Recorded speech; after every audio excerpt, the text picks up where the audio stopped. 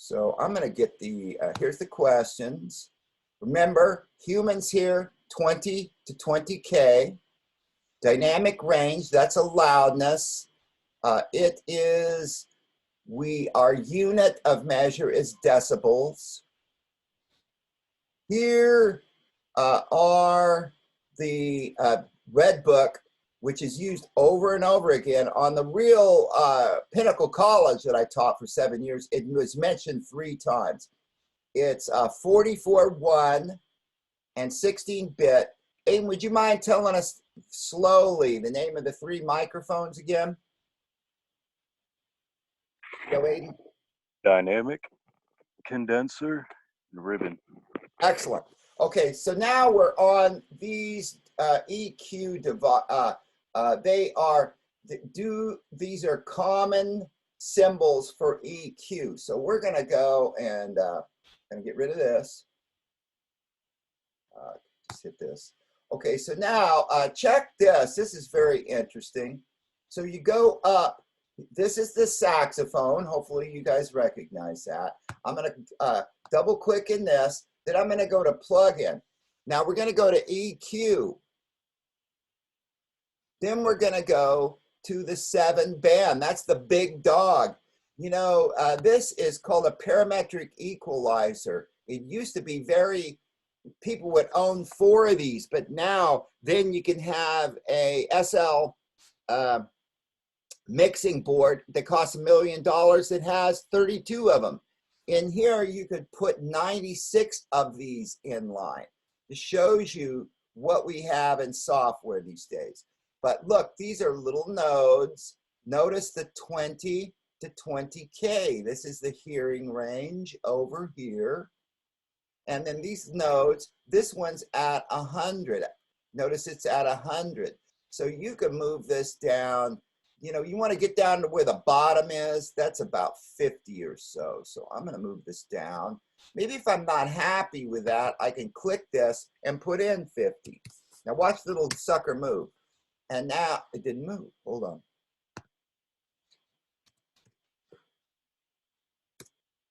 And now it's right at 50, and it moved just a tiny bit there. See, so this is the bottom.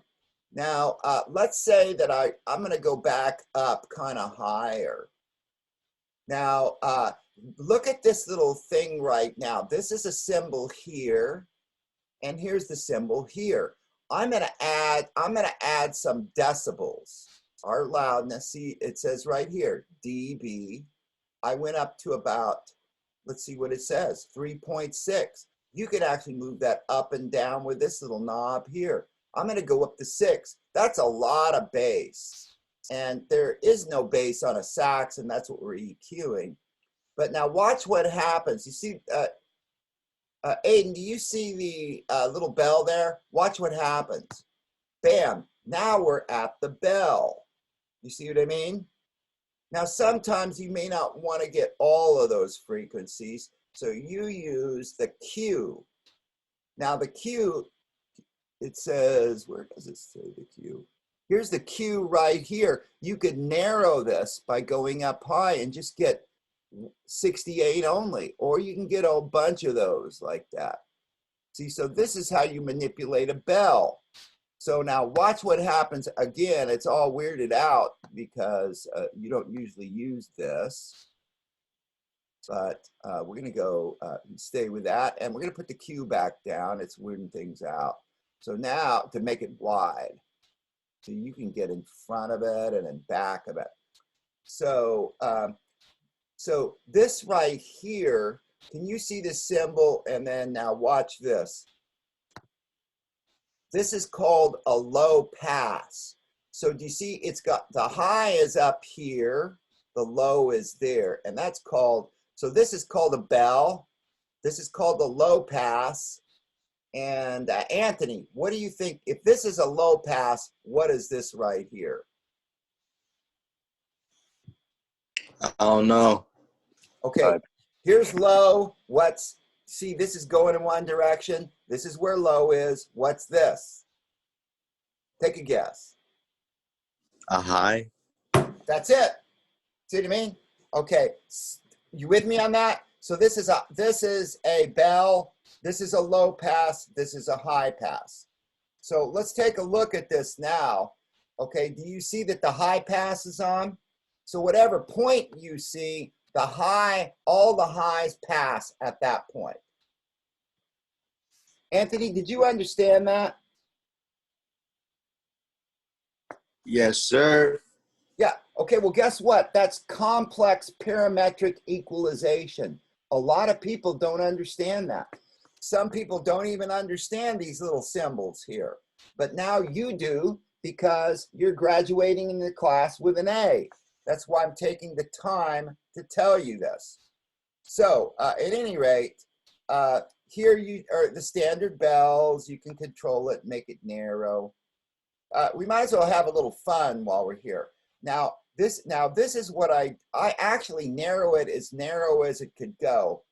And then somewhere between 1K, can you see the 1K, and 2K is where you find the sweet spot of a vocal, whether they be rapping, whether they be singing. Each one, it has to do with the resonance of your chest. You'll be going there, and then all of a sudden it'll sound really good. And that's called hunting, is done with your Q up to 10. And then basically now you bring it down, because that's kind of extreme to go that high. And then you open it up just a little bit and bring it down. And that takes care of the sweet spot, and it makes the voice sound great. Now that's one of my certified secret sauces I put on a vocal.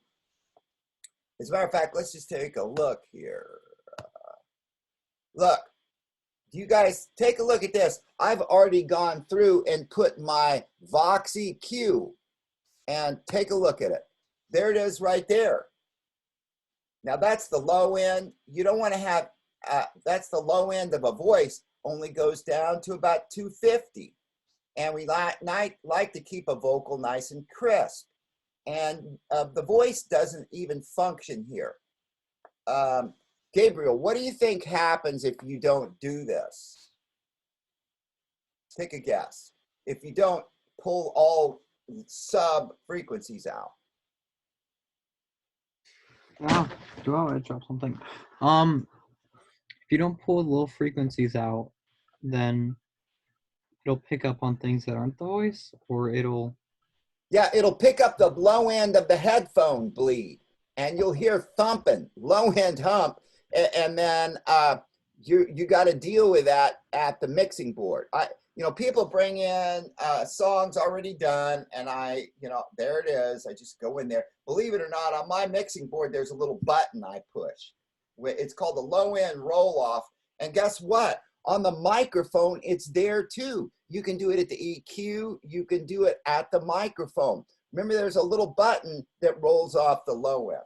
So anyway, just making sure you guys, this is my last chance here to get some good licks in with you. So it makes you great engineers. All right, well, we're clear with that. Okay, here it is, bell, low pass, high pass. Let's press on here. Okay, this one's a complex little question here. Aiden, what do you think a compressor does? Same thing we were talking about earlier. Compresses into a smaller file. Well, that's true. That's a different type of compression. Let's take, I'm actually going to put a compressor on here. You double click. Let's take a look at this. That's not what I wanted it to do. It's acting wacky here. Hold on. What the other heck? We lost this. Hold on. I have to scroll this up a little bit here. Sorry about that. Let's take this. Now I'm going to go, bam, plug in. Now, dynamics has to do with loudness. Here is a compressor. Here's my favorite compressor. The reason why it's my favorite is there's nothing to do with this compressor. It's called a BF76. It's a copy of the Universal Audio 1176. And let me tell you something. This is a great compressor. they cost between $3,000 and $5,000 for one. So you can put in 96 of these in here. So they're really cool. So what it does is it shaves the dynamics off of it. Compressors were invented, and I don't know if you guys remember this or not. I think I said this, for sportscasters. Do you guys remember this at all? Yep. And the Gabriel? Yep. Yeah. So the sportscasters, they're talking. They're up at the line of scrimmage, and then the guy busts a big one. He's running downfield, the 50s, and he's screaming, but yet it sounds the same. So it changes. It's a line leveler. It takes all of the extremes. It actually brings the quiet ones up, and it takes the loud ones down.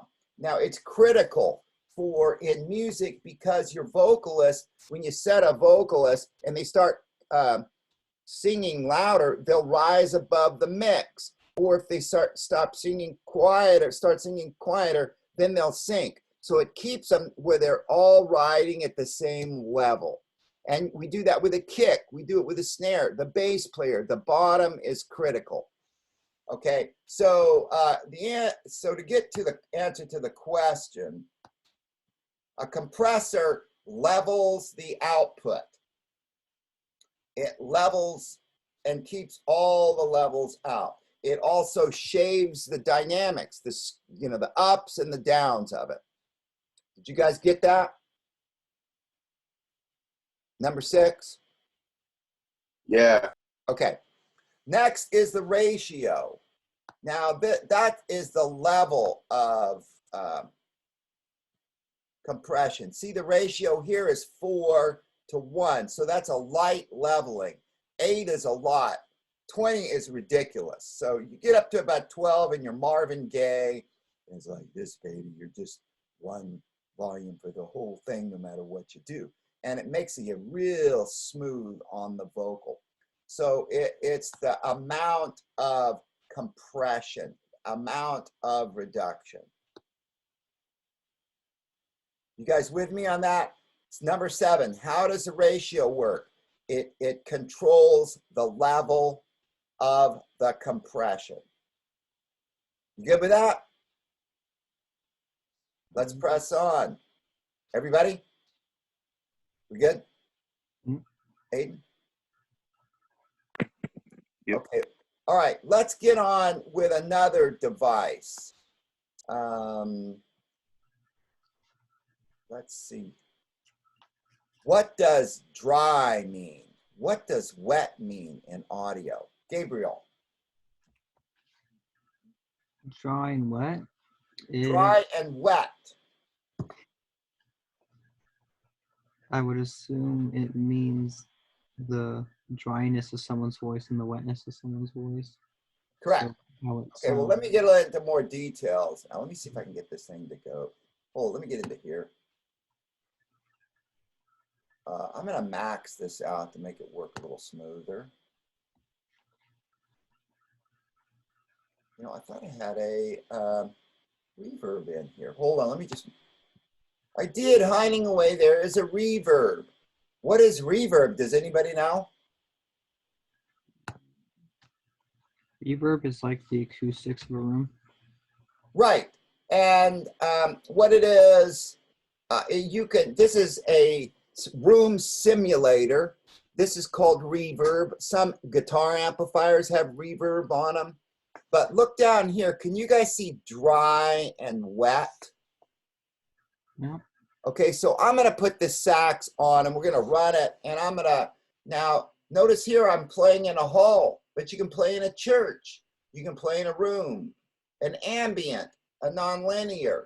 So you can select the rooms. And then now I'm going to start with dry. Let's listen to this.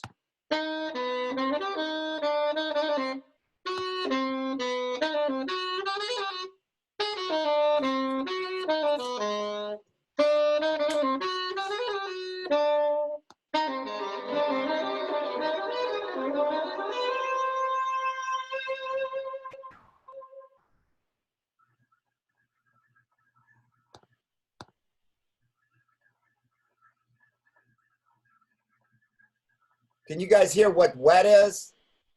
Yeah.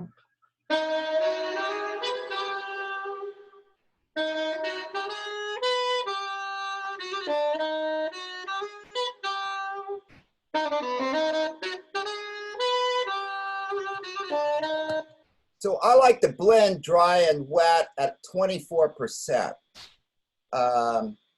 What did you think? Just tell me, what did you think of that saxophone when it was really wet? Listen to it one more time.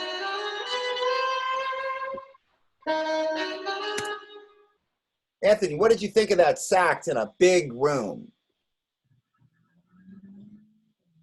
Yo, Anthony, What do you say? what did you think of that? That was wet. In other words, you're way back in a huge room. Can you see what I'm saying? Yeah. So that's wet. So did you like that? Or if you didn't, that's cool. But just tell me what you thought of it. It was alright. Yeah. Did you like wet or dry? So here's wet. Now here is dry. Dry. What'd you like best? Dry. You like dry. Now, you know, and rap has for years doesn't use delays or wetness, but now it's starting to use effects. It's pretty interesting. Okay, now let me ask you one thing, Anthony. I like it at about 22. Let me try to get that 22. Sometimes it's not easy. Come on. Okay, listen to it now and tell me what you think.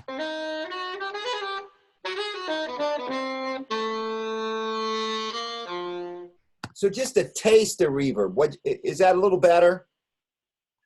Not really. You don't like it? Okay.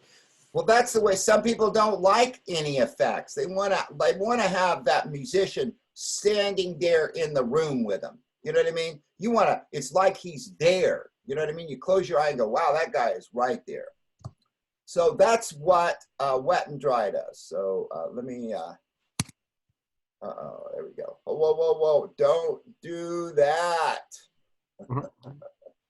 What the heck? That was, hold on. We'll put that back. Okay. Okay. Let's get the test back up. So, at any rate, okay, the answer to number 8 is dry means no effect. Wet means in a big room. You with me on that? Number 8, no effect. 8, in a big room. Wet means you're putting your you're in a church. I've seen cathedrals. Okay, we got that? Aiden? Yep. Okay, next up, reverb. What this is like if you go in a big place and you scream, your voice almost comes back to you. So reverb is a time-based effect. You with me on that? So it's making little reflections come back, like in a bathroom. Some people like singing in a bathroom because these little reflections come back at you. Okay, number 10, this is the bonus question here today. What does a condenser microphone need to work? Aiden. Remember I fired somebody? Oh, Gabriel. 48 hertz. No, 48 volts. I'll go for that. So a condenser, remember the little green button or blue button on the device that says 48? If it's not on, the mic will not work. You guys got that? Mm-hmm. Okay, next up. What in the world? I'm just trying to get this thing down. Here we go. Here we go. All right. Now we need some opinions. Why do we use a pop filter? Who's got that one? Aiden? Why do you use a pop filter? To What? block out unneeded pops from your voice when you're speaking into the microphone. Well, that's exactly right. Go a little deeper than that. A pop. What is a pop? A burst of air. That's exactly right. The P, in a P, you can hear the burst of air. Boy, that's really good, Aiden. You're on your game today. All right. To keep the bursts of air, I've never had anybody describe it like that, but that's pretty dang good. So to stop bursts of air coming out of the mouth. Okay, we're almost done here. Okay, why are good monitor speakers important? Jasmine. Yeah. Why are good monitor speakers important?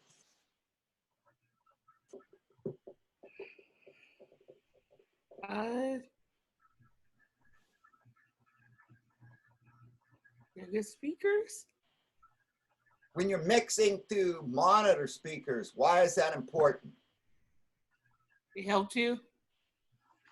It makes your mix happen, but why? What do you need from your monitor speakers? Why is it they're so important? I don't know. Can you explain it to me? Sure. Anthony, give it a shot. Explain it to Jasmine. I don't even know. Well, that's why you got a pencil, because this is important. Let me just go back and qualify this. You must have seen me toss up $1 million studio that everybody's recorded in.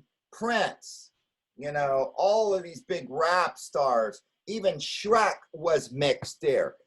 But what you saw in there, I go, look at these speakers here with a white on them. Notice we have a couple of them. They're Yamahas.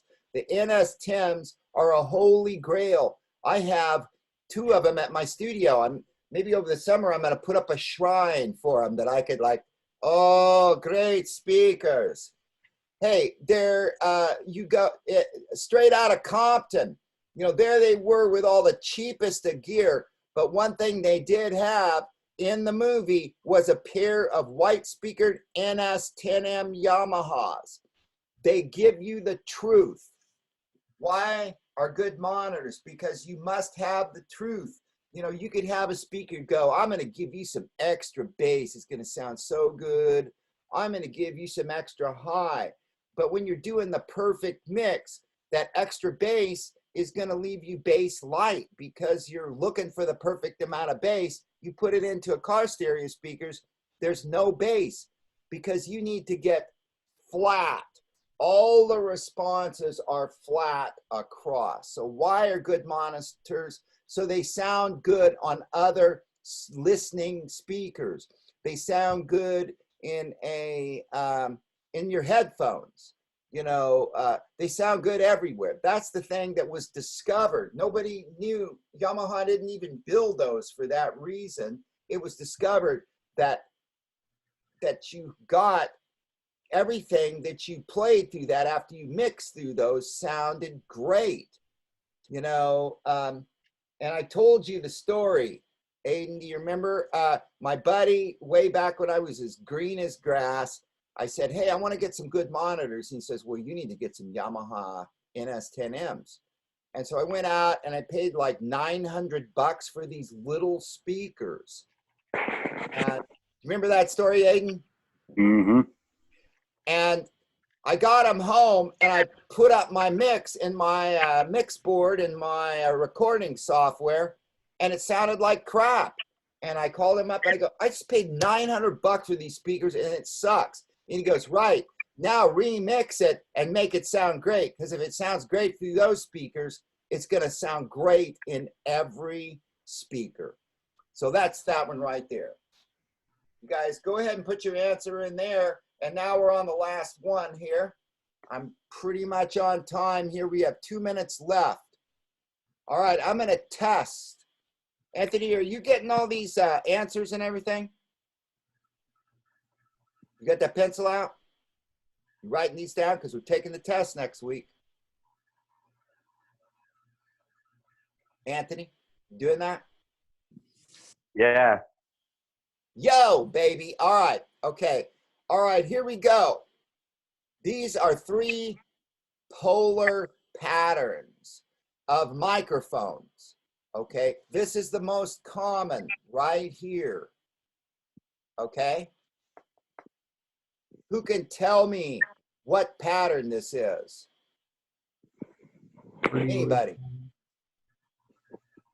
It's on all dynamic microphones.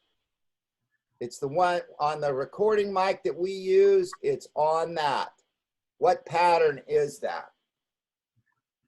It's a cardioid pattern. Wow, that's exactly right. Cardioid. Okay. Excellent. Write that down. So number 1 is cardioid. Okay, next up. What number does this look like, Jasmine? 8. Okay. How many do you see there? Here's 1. How many do you see there? 2. Okay. What's another name for 2?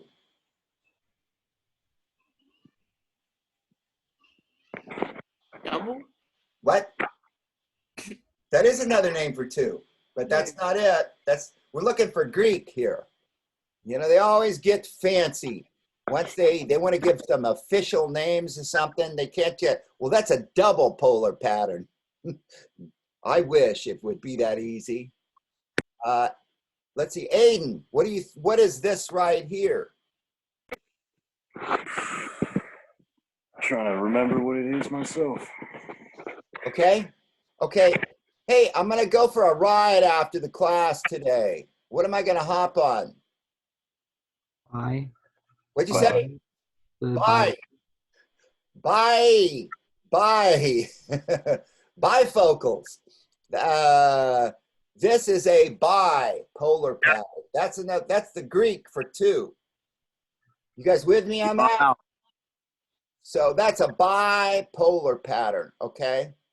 Now, this means Greek for everything because it picks up everything. Let's jump back to this just for a second. Now, you want to put, if you're doing shout outs, you got 2 guys up in the bow. Yeah, you put them here and you put them there. Now, they'll start doing their backups, but this guy's a little bit louder. You tell them to stand back a little bit, and you can get some really cool organic shout outs by doing that. But on this one right here, like the Sava commercial, you can put like 4 or 5 people around this microphone. This one, what do you think, Gabriel? Do you remember that at all? Omnidirectional. Oh my gosh, that's right. Super. Well, cool. So omni. So we have cardioid, bidirectional, and omni. So that's about it. And Todd, I really appreciate this. Now you were in on the Monday class, weren't you? Yeah. So you got twice the punishment. You could have snuck, if you could have answered some of the questions to make it go faster. But anyway, we recorded this. Maybe this will help out a couple of people that didn't make it today. But there is our official, now I'm going to post this up in Google Classroom early next week and start letting everybody know. So make sure you jump in and do that. And we need those 5 questions too. So I'm going to be checking up on everybody. Is there any questions by anybody? When are the 5 questions due? By probably the end of the week is the last. So we got to get those 5 questions in. If you have any questions about anything, call me. I want to see you do this and walk out of here under tough circumstances with an A. So, all right. So hold on a second. I want to photograph this here too to make sure we see if I can get everybody in here. Now I don't why is it like this? Multi-view, show thumbnails. Anyway, all right, so we're done with this. Any questions?